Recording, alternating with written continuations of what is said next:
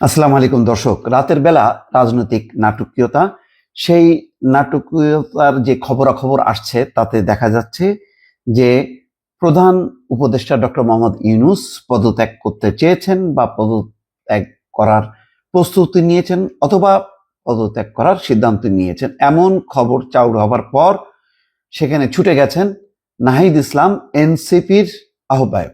বৃহস্পতিবার সন্ধ্যায় রাষ্ট্রীয় অতিথি ভবন যমুনায় তিনি সাক্ষাৎ করেন। মানবজমিনের খবর বলা হচ্ছে, এ সময় নাহিদ ইসলাম প্রধান উপদেষ্টাকে পদত্যাগ না করতে অনুরোধ করেছেন। অন্যদিকে প্রধান উপদেষ্টা দেশের বর্তমান পরিস্থিতি বিবেচনা করে দায়িত্ব চালিয়ে যাওয়ার কথা পুনর্বিবেচনা করবেন বলে জানিয়েছেন। তো নাহিদ ইসলামের সঙ্গে কথা বলে পদত্যাগ করা না করার বিষয়টি তিনি সিদ্ধান্ত নিচ্ছেন, এটাও হয়তো রাজনীতির জন্য দুর্ভাগ্য। যেখানে এতগুলো বড় বড় রাজনৈতিক দল আছে, তাদের সাথে এরকম একটি সংকটজনক অবস্থায় তিনি ডাকতে পারতেন, কিন্তু তিনি ডাকলেন না, অথবা নিজে থেকেই গেলেন নাহিদ ইসলাম। যে এই খবরটা গণমাধ্যমে এসছে, তো জাতীয় নাগরিক পার্টির এক নেতা আরিফুল ইসলাম আদিব জানাচ্ছেন, বর্তমান পরিস্থিতি নিয়ে প্রধান উপদেষ্টার সঙ্গে সাক্ষাৎ করেছেন এনসিপির আহ্বায়ক নাহিদ ইসলাম। সাক্ষাতে দেশের বর্তমান রাজনৈতিক পরিস্থিতি নিয়ে আলোচনা হয়। আলোচনায় নাহিদ ইসলাম প্রধান উপদেষ্টাকে পদত্যাগের সিদ্ধান্ত গ্রহণের পূর্বে জুলাই অভ্যুত্থানের আকাঙ্ক্ষা, দেশের নিরাপত্তা, সার্বভৌমত্ব এবং জাতীয় ঐক্যের বিষয় ভেবে দেখার আহ্বান জানিয়েছেন। এর আগে ডক্টর ইউনূস দুই ছাত্র উপদেষ্টাকেও ডেকে সংযত না হলে পদত্যাগ করবেন বলে জানিয়েছিলেন। এ সময় তারা সংযত হবেন বলে প্রতিশ্রুতি দেন। বৃহস্পতিবার উপদেষ্টা পরিষদের বৈঠকেও পদত্যাগের নিজের ইচ্ছার কথা জানান। তবে উপস্থিত উপদেষ্টারা এই ধরনের সিদ্ধান্ত পুনর্বিবেচনা করার অনুরোধ করেন সরকার প্রধানকে। আজকে যমুনায় উপদেষ্টা পরিষদের বৈঠক ছিল, সেই বৈঠকের কিছু সিদ্ধান্ত জানা গেছে। সেই সম্ভবত সেই বৈঠকে ডক্টর মোহাম্মদ ইউনূস ত্যক্ত বিরক্ত হয়েছে এবং সব মিলে প্রধান রাজনৈতিক দল তার আস্থা নেই।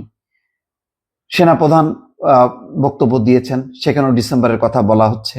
গুরুত্বপূর্ণ বিষয়ে সিদ্ধান্ত না নিয়ে নির্বাচিত সরকারের জন্য ওয়েট করতে বলা হয়েছে।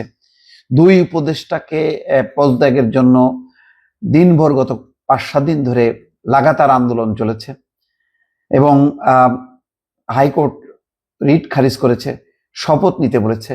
এই যে সংকটজনক পরিস্থিতি, এই পরিস্থিতির মধ্যেও বিএনপি প্রধান উপদেষ্টার কাছে যায়নি, অথবা প্রধান উপদেষ্টা দেশের অন্যতম প্রধান রাজনৈতিক দলকেও ডাকেননি।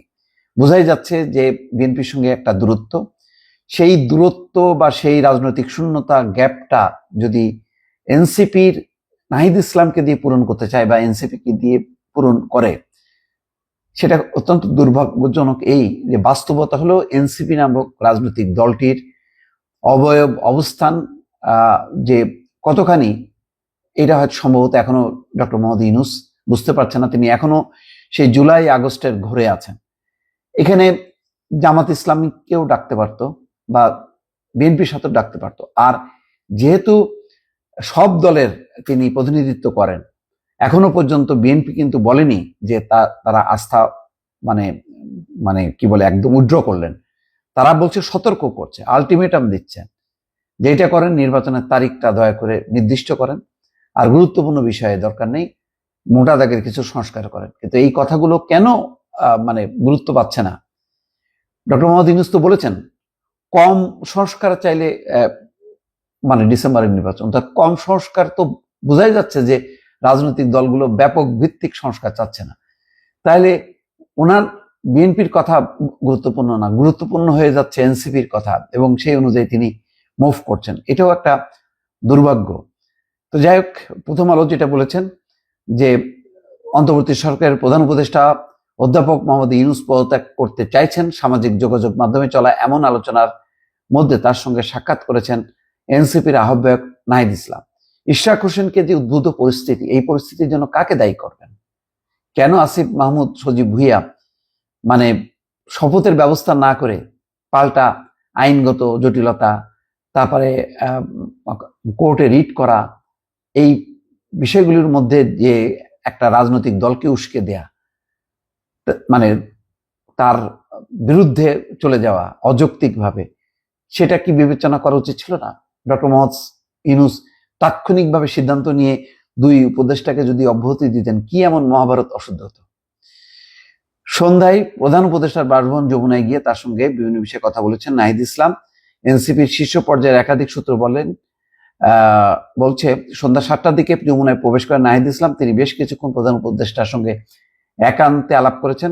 অধ্যাপক ইউনূসের প্রধান উপদেষ্টা পদে থাকার বিষয়টি নিয়েই মূলত তাদের মধ্যে আলোচনা হয়েছে। জানতে চাইলে নাহিদ ইসলামও প্রধান উপদেষ্টার সঙ্গে সাক্ষাতের বিষয়টি নিশ্চিত করেছেন, কিন্তু এই বিষয়ে কোনো কথা বলতে চাননি। বিভিন্ন গণমাধ্যমে কিন্তু অলরেডি এই খবরগুলো আসছে যে কি কি